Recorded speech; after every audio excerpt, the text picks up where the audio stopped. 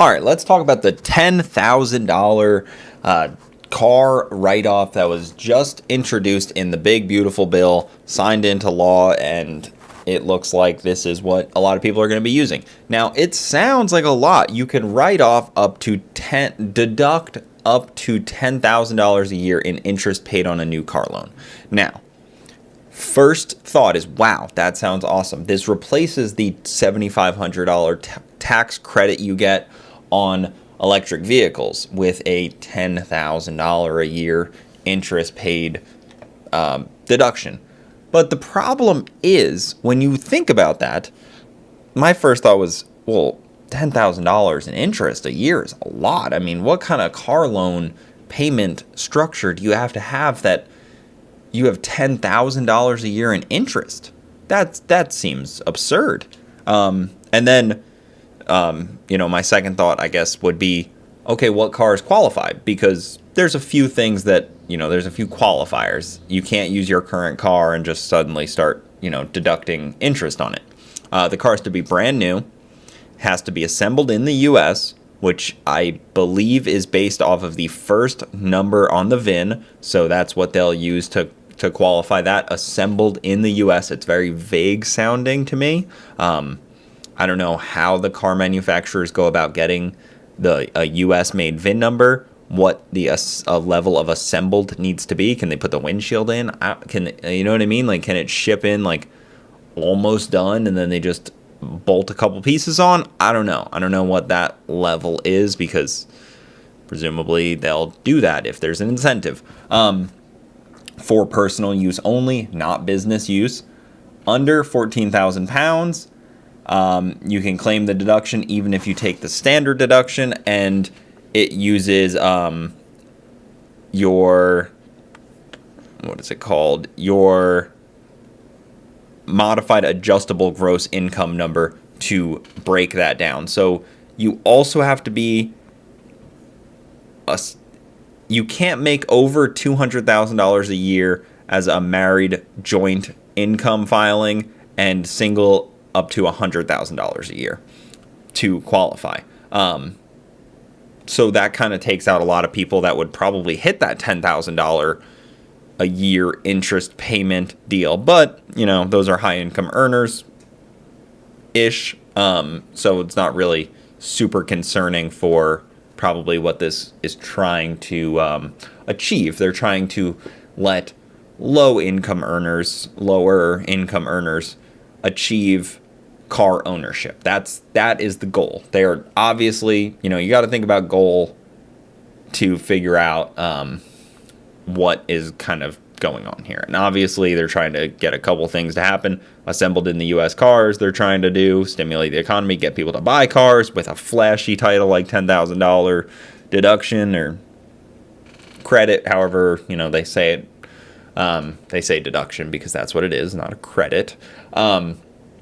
And they are trying to move inventory for the vehicles. They want people to buy cars. That is always the goal, is get some credit, get some debt, get rid of your old car, cash for clunkers type of stuff. This is more just cash for cash in a way. But let's talk about a scenario where somebody would actually hit that $10,000 a year interest. And now it sounds crazy, but you would basically need to finance a $140,000 car at 9% interest rate to get $10,000 worth of interest on a loan.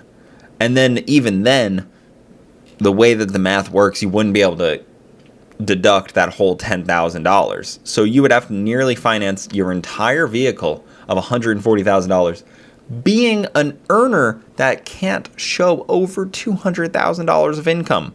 So you'd have to have a nearly $2,400 a month car payment at 9.5% for 84 months to really make use of all the $10,000, which is just insane. And the average new car is $42,000, APR of 6.7%, and a typical 1-year interest of $2,800. So that's a little more reasonable.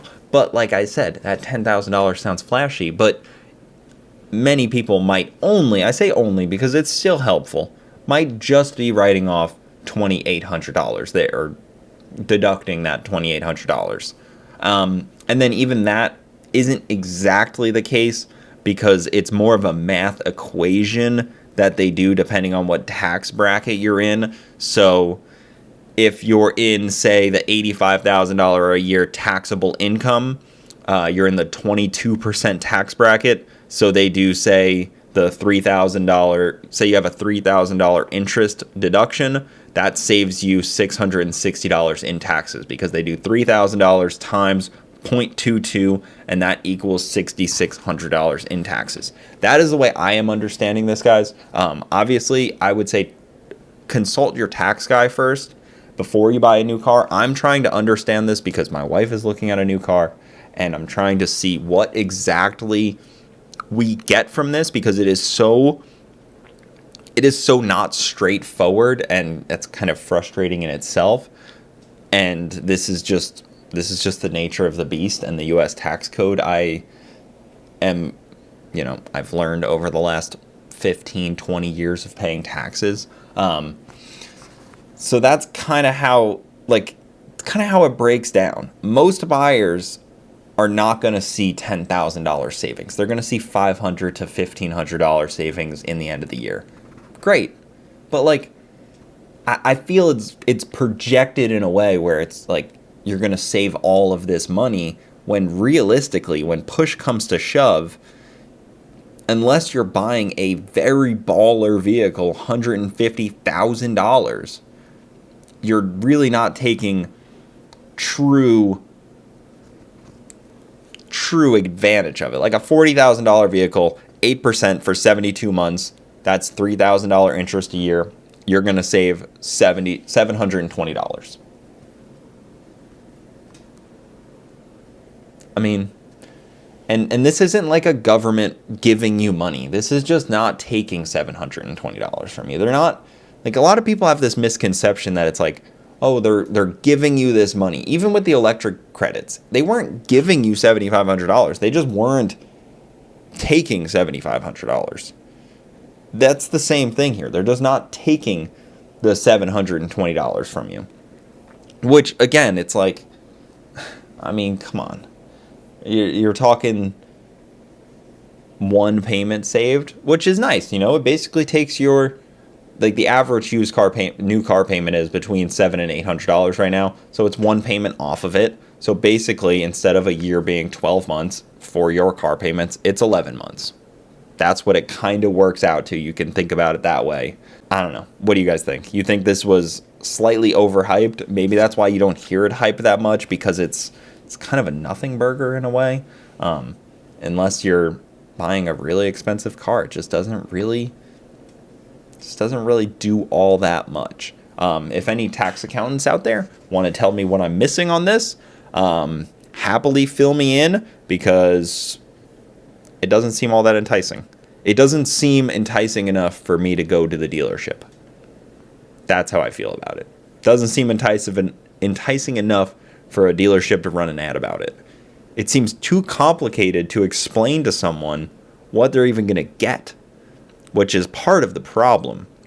You need to be able to explain this in an elevator. Like, you're talking about adjusted tax rates and dividing your tax bracket by how much, like, yeah, you lost people.